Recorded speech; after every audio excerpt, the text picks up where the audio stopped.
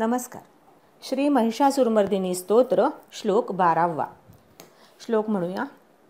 अविरल गंड गलन मदमेदुर मत्तमतंगजराजपते त्रिभुवन भूषण भूतकलानिधि रूपपयोनिधि राजसुते ऐ सुदती जन लालस मानस मोहन मन्मथ राजसुते जय जय हे महिषासुरमर्दिनी रम्यकपर्दिनी शैलसुते.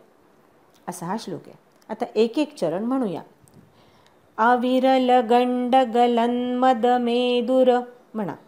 अविरल गंड गलन मदमेदुर मत्तमतंगजराजपते मत्तमतंगजराजपते. आता पूर्ण ओळ. अविरल गंड गलन मदमेदुर मत्तमतंगजराजपते म्हणा. अविरल गंड गलन मदमेदुर मत्तमतंगजराजपते. आता दुसरी ओळ. त्रिभुवन भूषण भूतकलानिधि म्हणा. त्रिभुवन भूषण भूतकलानिधि रूपपयोनिधि राजसुते रूपपयोनिधि राजसुते. आता पूर्ण ओळ. त्रिभुवन भूषण भूतकलानिधि रूपपयोनिधि राजसुते म्हणा. त्रिभुवन भूषण भूतकलानिधि रूपपयोनिधि राजसुते. आता तिसरी ओळ. ऐ सुदती जन लालस मानस म्हणा. ऐ सुदती जन लालस मानस मोहन मन्मथ राजसुते मोहन मन्मथ राजसुते. आता पूर्ण ओळ. ऐ सुदती जन लालस मानस मोहन मन्मथ राजसुते म्हणा.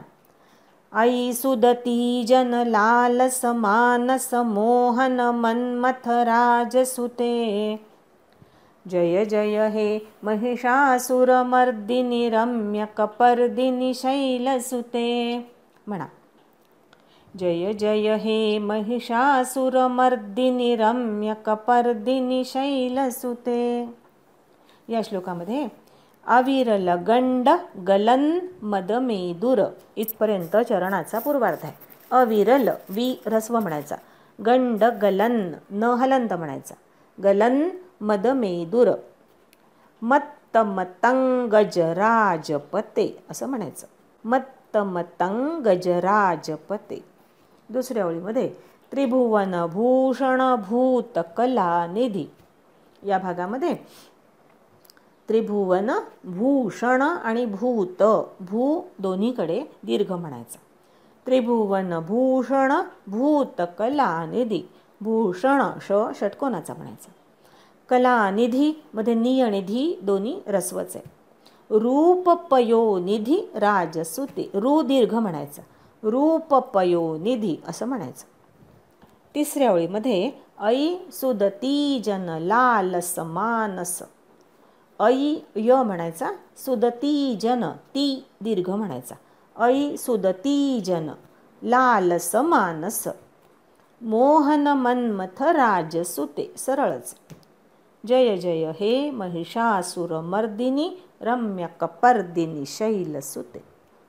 आता या गोष्टी लक्षात घेऊन आपण पूर्ण श्लोक म्हणूया. अविरल गंड गलन मदमेदुर मत्तमतंगजराजपते त्रिभुवन भूषण भूतकलानिधि रूपपयोनिधि राजसुते ऐ सुदती जन लालस मानस मोहन मन्मथ राजसुते. जय जय हे महिषासुरमर्दिनी रम्यकपर्दिनी शैलसुते म्हणा. अविरल गंड गलन मदमेदुर मत्तमतंगजराजपते त्रिभुवन भूषण भूतकलानिधि रूपपयोनिधि राजसुते ऐ सुदती जन लालस मानस मोहन मन्मथ राजसुते जय जय हे महिषासुरमर्दिनि रम्यकपर्दिनि शैलसुते. आता 11 आणि 12 हे 2 श्लोक एकत्र म्हणूया. महित महाहव वल्लभ तल्लिक वल्लित रल्लित भल्लिरते विरचित वल्लिक पल्लिक मल्लिक झिल्लिक भिल्लिक वर्गवृते श्रुतकृत फुल्लस मुल्लसितारुण तल्लज पल्लव सल्ललिते. जय जय हे महिषासुरमर्दिनि रम्यकपर्दिनि शैलसुते. अविरल गण्डगलन्मदमेदुरमत्तमतङ्गजराजपते त्रिभुवनभूषणभूतकलानिधिरूपपयोनिधिराजसुते. अयि सुदतीजनलालसमानसमोहनमन्मथराजसुते. जय जय हे महिषासुरमर्दिनि रम्यकपर्दिनि शैलसुते. अंबा माता की जय. नमस्कार. श्री महिषासुरमर्दिनी स्तोत्र श्लोक 12. श्लोक वाचूया. अविरलगंड गलन्मदमेदुर मत्तमतंगजराजपते त्रिभुवनभूषण भूतकलानिधि रूपपयोनिधि राजसुते.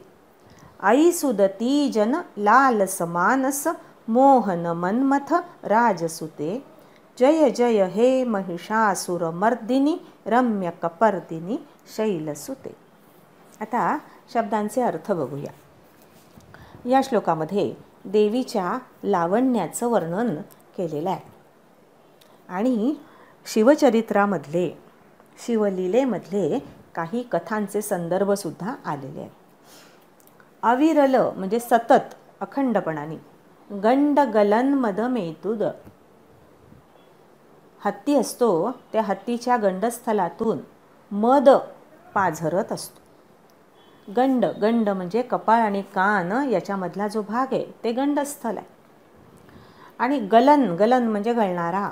मेदुरमद म्हणजे स्निग्ध भुरकट असा जो मद असतो, स्त्राव असतो, तो गंड गलन मद मेदुर. मत्त मतंगजराजपते मत्त त्याने उन्मत्त झालेला असा जो मस्त झालेला असा जो गजराज आहे, त्या गजराजाची तू स्वामिनी आहेस. नेहमी मदाचा स्त्राव करणाऱ्या आणि त्यामुळे धुरकट झालेल्या मदोन्मत्त तरुण हत्तीप्रमाणे तुझी डौलदार गती आहे आणि त्यांची तू स्वामिनी आहेस, असा पहिल्या ओळीचा अर्थ आहे. त्रिभुवनभूषण भूतकलानिधी. त्रिभुवनभूषण भूत म्हणजे सगळ्या त्रिभुवनाला भूषण असणाऱ्या. कलानिधी रूप. कलानिधी म्हणजे चंद्र. चंद्राच्या 16 कला असतात. 16 कलांनी तो परिपूर्ण असतो, म्हणून त्याला कलानिधी म्हटलं आहे. कलानिधी रूप. देवीचं रूप चंद्राप्रमाणे आहे. श्रेष्ठ अशा सर्व कलांनी परिपूर्ण अशी तू आहेस. पयोनिधी राजसुते. तू पयोनिधीची म्हणजे समुद्राची. पयोनिधी राज म्हणजे समुद्रांचा राजा, श्रेष्ठ असा सागर, श्रेष्ठ अशा क्षीरसागराची तू कन्या आहेस, असं म्हटलं. पयोनिधी म्हणजे समुद्र. पय म्हणजे पाणी, त्याचा साठा, आणि त्यामध्ये श्रेष्ठ असा क्षीरसागर. तसंच पय म्हणजे अमृत. पय म्हणजे बल. पय म्हणजे तेज. देवी ही तेजानी बलानी युक्त आहे आणि तेज आणि बल देणारी आहे. तसंच ही देवी चंद्रासारखी अमृत स्वरूपा आहे.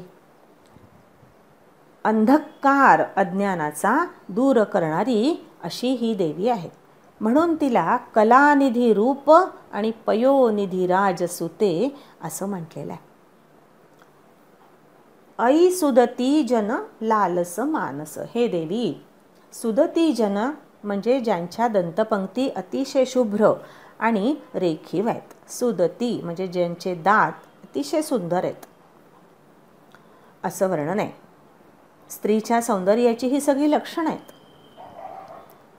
ज्यांच्या दंतपंक्ती अतिशय शुभ्र आणि रेखीव आहेत अशा तरुणींची मन, लालस मानस मोहन, अशा तरुणींची मन आसक्त करणाऱ्या, मोहित करणाऱ्या, मोहन म्हणजे मोहित करणाऱ्या, मानस मोहन मन्मथ असा जो मदन आहे, सगळ्या प्राण्यांवर तो आपली सत्ता चालवतो, असा जो मदन आहे, त्या मदनाप्रमाणे हे देवी तू सर्व लक्षणांनी युक्त आहे. कामेश्वरी असं नावच आहे देवीचं. शिवलीलेमध्ये कथा आली आहे की सगळ्या प्राण्यांवर आपली सत्ता गाजवणारा जो मदन आहे त्यांनी शंकराला मोहित करण्याचा प्रयत्न केला. शंकरावर आपले बाण चालवायचा प्रयत्न केला आणि त्यावेळी भगवान शंकरांनी आपला तिसरा नेत्र उघडून त्याला भस्मसात केलं, अशी ती गोष्ट आहे. आणि त्यावेळी मदनपत्नी रतीनी पार्वतीचा धावा केला आणि पार्वतीनी त्या मदनाला पुत्रवत मानलं आणि पुन्हा जिवंत केलं. नंतर त्याला वर दिला, अशी ती कथा आहे. असं देवीचं वात्सल्य आहे. कुमारसंभवममध्ये कालिदासांनी श्लोक लिहिलाय, तथा समक्षम दहता मनोभवम पिनाकिना दग्ध मनोरथा सती.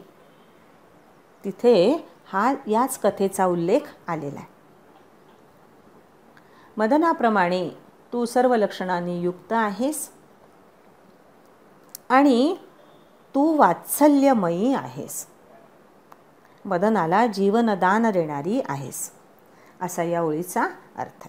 राजसुते म्हणजे तू हिमालयाची नगाधिराजाची कन्या आहेस आणि सागर कन्या आहेस.